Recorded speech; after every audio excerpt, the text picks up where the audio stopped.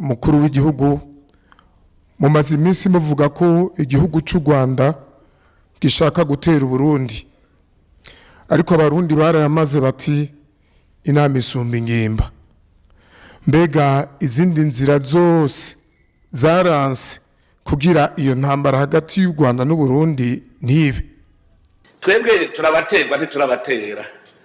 Ubuterwa ntumubwira ngo mbega ngo warabuze inzira y'ibiganiro, yaba ari twe twatera twosavye u Rwanda tuti nyabuna utatugiriye iki turagutera. Twebwe nta mugambi dufise wo gutera u Rwanda, mugabo turabona ko u Rwanda rufise umugambi mubi ku Burundi.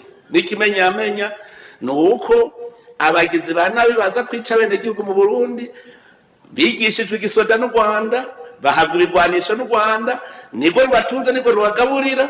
Twaragize ibiganiro dusaba tuti basabo bantu baduhe baze ngabaje imbere butungane. Gushika ubu barataye agati ko atabazoduha. Ico rero nico cerekana ko bafise umutima mubi ku Burundi. Iyo bari bafise umutima mwiza bavuze bati abagizi ba nabi ni mubakire hanyuma mwebwe mubashira imbere y'ubutungane.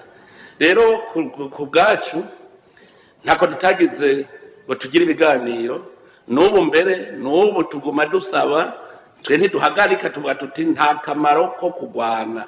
Twe turabwira tuti twebwe ico tubonera ko mufise umutima mubi ku Burundi niki, tubwire basi natwe mu Burundi ko muri ko mutegura bibi ku Burundi, tubwire ico muduhora. Gushika ubu ntacyo baratubwira.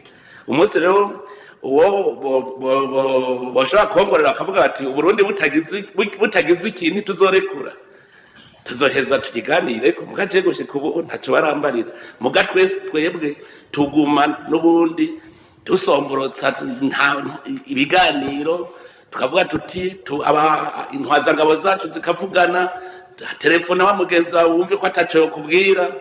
Ugasanga rero n'umukuru w'igihugu twarihuriye je amaso mu yandi, mugabo icambwira ngo tuzobabaha. Turacarindiriye turabica bagumirije. Rero no kwama tugavye kuko ntituzi ico bagumirije abagizi ba nabi bica abarundi.